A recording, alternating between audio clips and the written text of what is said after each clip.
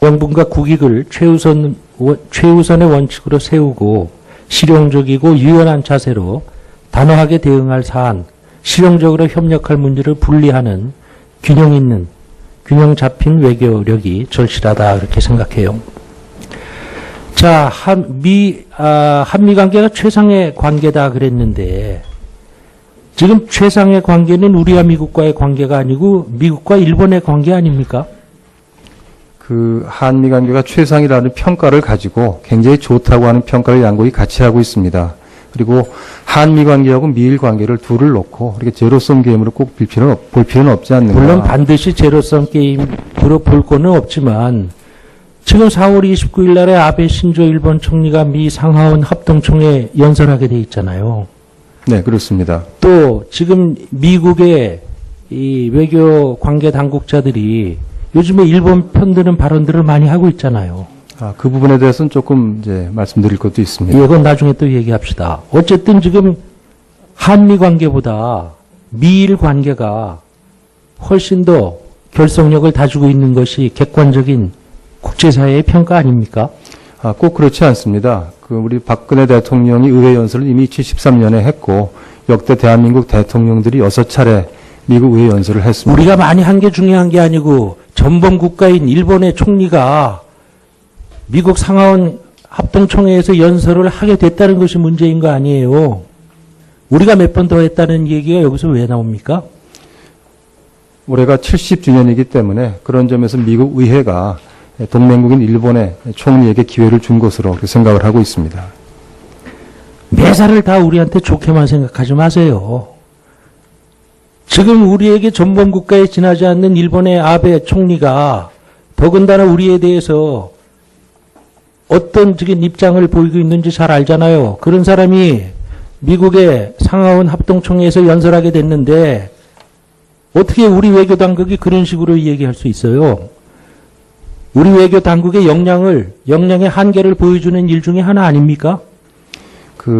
일본은 지금 저희로서는 우방국이기도 합니다. 우방국의 정상이 미국 의회에서 연설하는 것은 저희로서는 반대하는 외교를 펴는 그런 문제는 아니라고 봅니다. 지금 아까 나중에 얘기하자고 했는데 웬디 셔먼 국무부 차관, 민족 감정은 여전히 악용될 수도 있고 정치 지도자가 과거의 적을 비난함으로써 값싼 박수를 받는 것 어렵지 않다.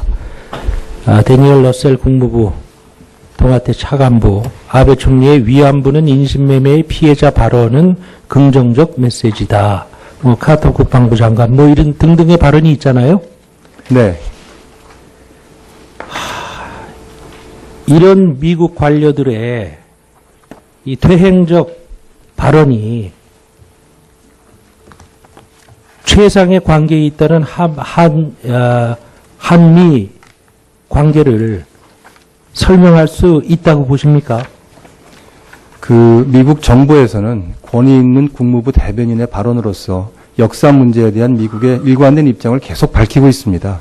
위안부라고 하는 것은 2차 대전 중에 일본군에 의해서 자행된 참혹한 인권 유린이다 하는 입장을 분명히 밝히고 있고 밝혔습니다. 그렇게 밝힌 분도 있다는 거죠. 그렇다고 해서 이런 분들이 이런 발언하는 것에 대해서 우리는 왜 한마디도 못해요?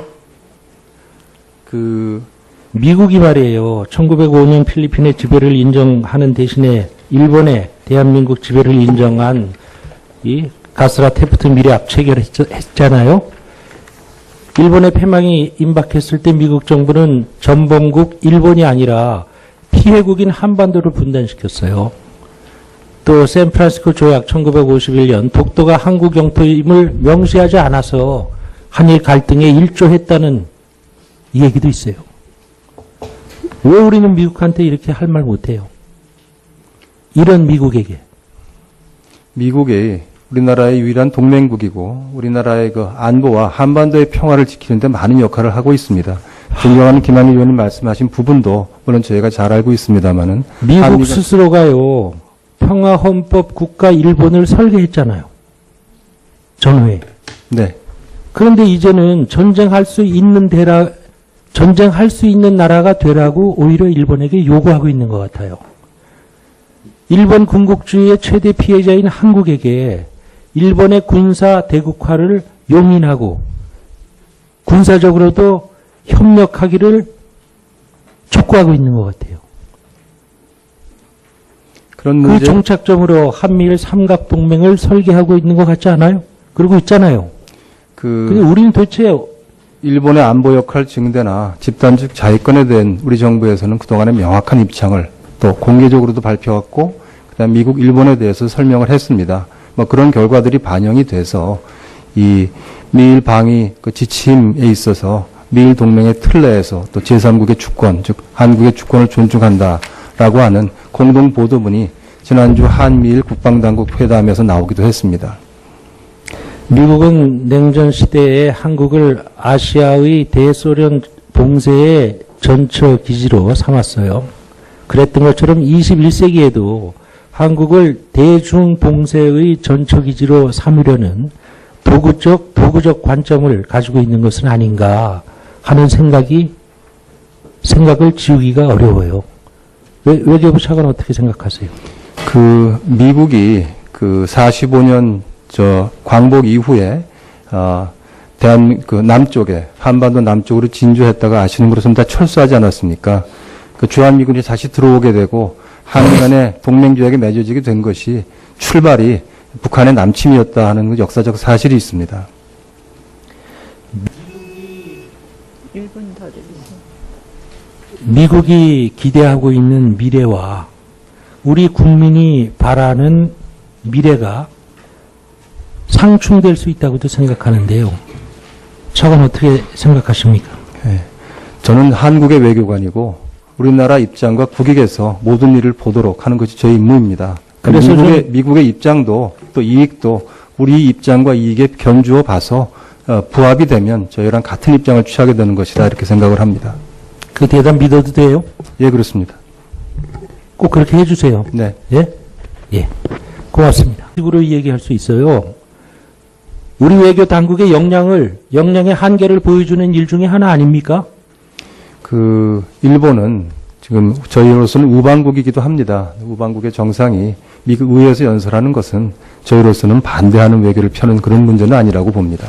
지금 아까 나중에 이야기하자고 했는데 웬디 셔먼 국무부 차관, 민족 감정은 여전히 악용될 수도 있고 정치 지도자가 과거의 적을 비난함으로써 값싼 박수를 받는 것 어렵지 않다. 데니얼 러셀 국무부 동아태 차관부, 아베 총리의 위안부는 인신매매의 피해자 발언은 긍정적 메시지다. 카터 국방부 장관 이런 등등의 발언이 있잖아요. 네. 이런 미국 관료들의 이 퇴행적 발언이 최상의 관계에 있다는 한미 관계를 설명할 수 있다고 보십니까? 미국 정부에서는 권위 있는 국무부 대변인의 발언으로서 역사 문제에 대한 미국의 일관된 입장을 계속 밝히고 있습니다. 위안부라고 하는 것은 2차 대전 중에 일본군에 의해서 자행된 참혹한 인권 유린이다 하는 입장을 분명히 밝히고 있고 밝혔습니다. 그렇게 밝힌 분도 있다는 거죠. 그렇다고 해서 이런 분들이 이런 발언하는 것에 대해서 우리는 왜 한마디도 못해요? 미국이 말이에요. 1905년 필리핀의 지배를 인정하는 대신에 일본의 대한민국 지배를 인정한 이 가스라 테프트 미래합 체결했잖아요. 일본의 패망이 임박했을 때 미국 정부는 전범국 일본이 아니라 피해국인 한반도를 분단시켰어요. 또 샌프란시스코 조약 1951년 독도가 한국 영토임을 명시하지 않아서 한일 갈등에 일조했다는 얘기도 있어요. 왜 우리는 미국한테 이렇게 할 말 못해요? 이런 미국에게. 미국이 지금 한미 관계보다 미일 관계가 훨씬 더 결속력을 다지고 있는 것이 객관적인 국제사회의 평가 아닙니까? 꼭 그렇지 않습니다. 우리 박근혜 대통령이 의회 연설을 이미 2013년에 했고 역대 대한민국 대통령들이 6차례 미국 의회 연설을 했습니다. 우리가 많이 한 게 중요한 게 아니고 전범 국가인 일본의 총리가 미국 상하원 합동총회에서 연설을 하게 됐다는 것이 문제인 거 아니에요. 우리가 몇 번 더 했다는 얘기가 여기서 왜 나옵니까? 올해가 70주년이기 때문에 그런 점에서 미국 의회가 동맹국인 일본의 총리에게 기회를 준 것으로 생각을 하고 있습니다. 매사를 다 우리한테 좋게만 생각하지 마세요. 지금 우리에게 전범국가에 지나지 않는 일본의 아베 총리가 더군다나 우리에 대해서 어떤 적인 입장을 보이고 있는지 잘 알잖아요. 그런 사람이 미국의 상하원 합동총회에서 연설하게 됐는데 어떻게 우리 외교당국이 그런 명분과 국익을 최우선의 원칙으로 세우고 실용적이고 유연한 자세로 단호하게 대응할 사안, 실용적으로 협력할 문제를 분리하는 균형 있는, 균형 잡힌 외교력이 절실하다 그렇게 생각해요. 자, 한미 관계가 최상의 관계다 그랬는데 지금 최상의 관계는 우리와 미국과의 관계가 아니고 미국과 일본의 관계 아닙니까? 그 한미 관계가 최상이라는 평가를 가지고 굉장히 좋다고 하는 평가를 양국이 같이 하고 있습니다.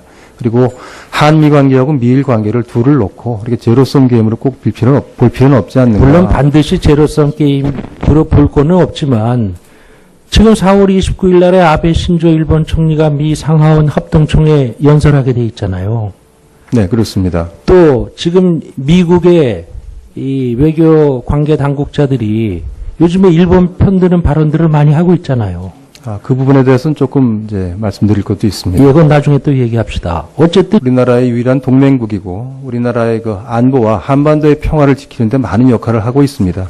존경하는 김한길 의원님 말씀하신 부분도 물론 저희가 잘 알고 있습니다만은 미국 스스로가요 평화헌법 국가 일본을 설계했잖아요. 전후에. 네. 그런데 이제는 전쟁할 수 있는 나라가 되라고 오히려 일본에게 요구하고 있는 것 같아요. 일본 군국주의의 최대 피해자인 한국에게 일본의 군사 대국화를 용인하고 군사적으로도 협력하기를 촉구하고 있는 것 같아요. 그런 그 문제 종착점으로 한미일 삼각동맹을 설계하고 있는 것 같지 않아요? 그러고 있잖아요. 근데 우리는 도대체 일본의 안보 역할 증대나 집단적 자위권에 대한 우리 정부에서는 그동안의 명확한 입장을 또 공개적으로도 발표했고 그다음 미국, 일본에 대해서 설명을 했습니다. 뭐 그런 결과들이 반영이 돼서 이 미일 방위 그 지침에 있어서